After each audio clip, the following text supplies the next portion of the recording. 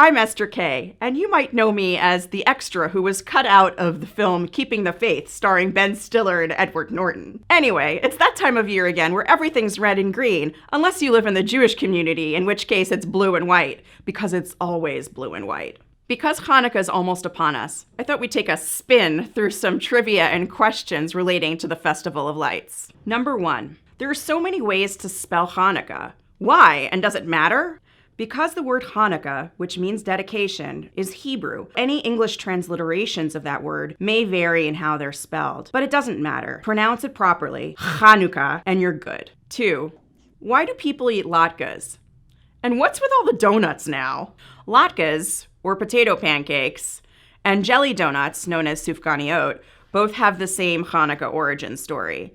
The temple had been desecrated and there was no pure oil to use for the purpose of worship. But then a small jug of oil was found, enough for one night, and it lasted for 8 crazy nights. My parents used to say they're called latkes because we eat a lot of them.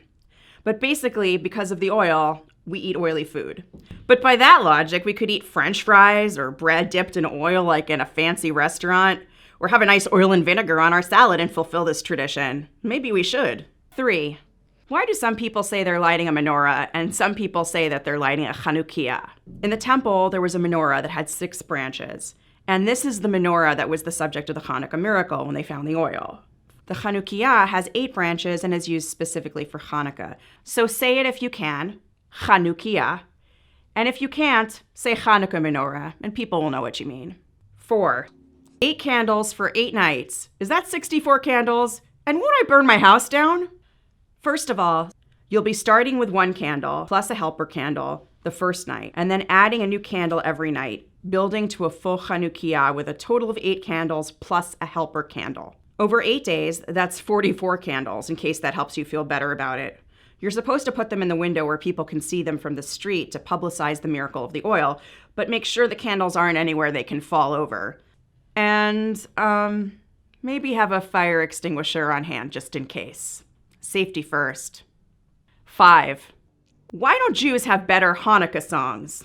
Some people like to believe that this is because all the Jewish composers gave away the good stuff to Christmas. Let It Snow, White Christmas, Winter Wonderland, Jews, Jews, Jews. And that's why we're left with I Have a Little Dreidel. Great music it's not, but it's ours. There have been some good efforts in recent years, of course. Adam Sandler gave us the Hanukkah Song in 1995 and the animated 8 Crazy Nights in 2002. In 2005, Adam Gardner of Guster and Dave Schneider of the Zambonis teamed up to form the Levies, creating a great Hanukkah album called Hanukkah Rocks. In 2010, the Maccabeats, an a cappella group from Yeshiva University, spawned a viral hit with Candlelight to Tayo Cruz's Dynamite, with the hit line of, I throw my latkes in the air sometimes.